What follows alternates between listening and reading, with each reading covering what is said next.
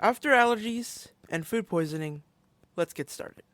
April 21st, 1967, the Beatles finished recording the Sgt. Pepper's album, recording the end group gibberish at the end of the album. With that in mind, 4 days later, April 25th, they began recording Magical Mystery Tour, the lead song of their new project, which was first recorded in 3 takes, along with adding sound effects. Despite recording the new album, mid-1967 saw the band with newer and newer ideas. One of these songs was You Know My Name, Look Up the Number, one of the weirder songs recorded during this time period. Paula stated that it was originally John's idea, coming into the studio one night with the mantra, You know my name, look up the number. He also theorizes that it was an early attempt at signaling to Yoko. John reflected that it was unfinished music that it was turned into a comedy record with Paul. Waiting for him at his house, he saw a phone book with You Know My Name, Look Up the Number on it. In the end, it never developed into something very full or more Beatles-like, so they turned it into a comedy record instead. The song was made up of 5 sections, and even included a guest player, Saxophone by Brian Jones of the Rolling Stones. The first day of recording, no producer was present, so the band recorded with Jeff Emmerich filling both shoes as both producer and engineer. That first day was May 17th, with part 1 recorded in 14 takes. The band would actually return to record on take 9. That second day would be June 7th, 1967, recording those overdubs onto take 9. We have no clue why they chose take 9 over take 10, considering they chose take 10 as best from the first session. Also during this time, a remake was recorded with takes 20 to 24. The results strayed so far from the melody, the tape box of this session was actually labeled instrumental, unidentified. Also on June 7th, the Daily Mirror published a story about John Mustard, a 65-year-old Scotsman whose wife was granted a divorce due to his meanness. As you probably might guess, this article was the later inspiration for Mean Mr. Mustard that John wrote.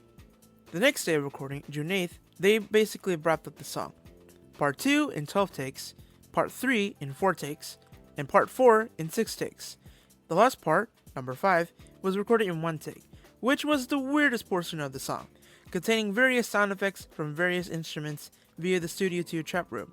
When editing the song, parts 4 and 5 were switched, meaning that part 4 would be the last part of the song that would be heard, with John mumbling and such. The last day of recording, almost 2 years later, was April 30th, 1969. Alongside George overdubbing lead guitar on Let It Be, vocal and sound effect overdubs were put onto You Know My Name.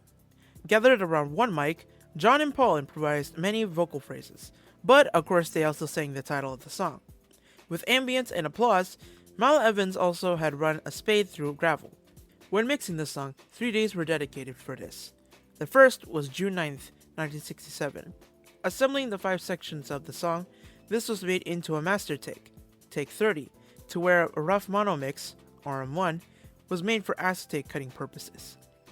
Next was April 30th, 1969. That's when they combined the vocals and sound effects alongside the instrumental. The final day of mixing was November 26th, 1969. Cutting the song from 6 minutes 8 seconds to 4 minutes 19 seconds, John booked the session to release the track with What's the New Mary Jane under the Plasticona Band. That idea later being scrapped, it was released as the B-side of Let It Be on March 6, 1970. The version of Let It Be on the single was different from the album version, where the April 30th session of George's solo was used on this single. From the occasional re-release of the single from here and there, not much action occurred regarding the song itself. However, when it came down to choosing tracks to release onto Anthology 2, this song was chosen to be included in its entirety, alongside being remixed into stereo. Throughout most of its life, its release was in mono, because that's how John edited the tape. Despite this, in retaliation for It's All Too Much being cut, George snipped a portion of the song. Curiously, however, It's All Too Much was originally supposed to appear on this album in its entirety, including the verse that was included only in the film and not released on the soundtrack. You Know My Name, Look Up the Number is a song that many people have mainly dismissed. I'm not one of those people because I actually enjoy the song. Maybe you do too, or maybe you also just don't like it. However the case, You Know My Name, Look Up the Number is a very curious song within the Beatles catalog.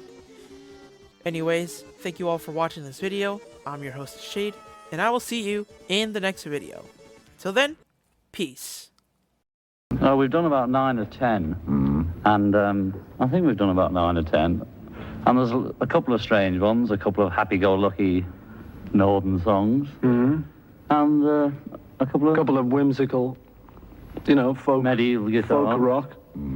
Have you this time augmented again? Used any strange lineups at all? Yeah, we've used other things that aren't us, you know, quite a bit. We used the monkeys on a few of the tracks. Yeah, right. Yeah. But they wouldn't go along with the TV series that we had planned for them. Yeah.